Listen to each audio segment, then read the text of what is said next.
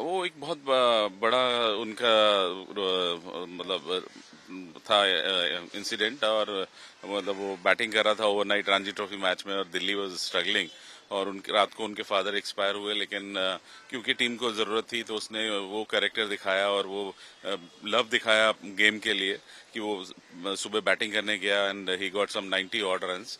तो that showed his character, और उसका पैशन, उसका प्यार दिखाया क्रिकेट के लिए कितना ज्यादा है। और सर, जहाँ तक फिटनेस की और डिसिप्लिन की बात करें तो ये शुरू से ही पहले से फोकस थे फिटनेस और इसको लेके, डिसिप्लिन को लेके।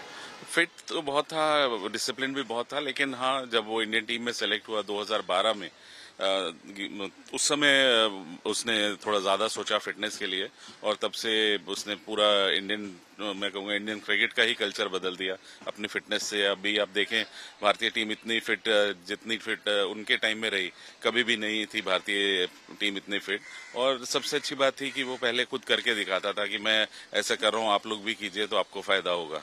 और सर, जब उनका ये हुआ, सिलेक्शन हुआ, तो कहीं ना कहीं डाउट भी रेज किए गए थे। तो क्या आपको लगता था कि शुरू से ही जिस तरह से ये जो डाउट्स हैं उनका जवाब वो अपने खेल से देंगे फील्ड पे?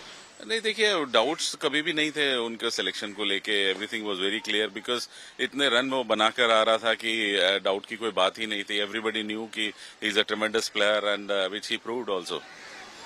आज अगर आपने कहा कि काफ़ी वक्त हो गया है जब वो फील्ड पे थे, कुछ 20-25 साल आपने जिक्र किया, जब वो फील्ड पे आए थे और जब वो आज टेस्ट से विदा ले रहे हैं, ये दौर का जो संघर्ष है, कहीं ना कहीं आपको लग के आया था कि ये बच्चा एक दिन इस लेवल पे पहुंच जाएगा?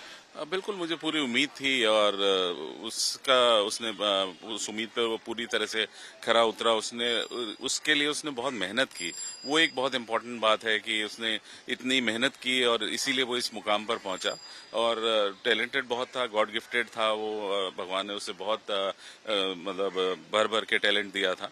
लेकिन बावजूद उसके उसने बहुत कड़ी मेहनत की, और तभी वो इस मुकाम तक पहुंच पाया। तीनों फॉर्मेट में एक ही तरह से आते थे ऑन फील्ड और एक ही तरह का परफॉर्मेंस उनका रहता है।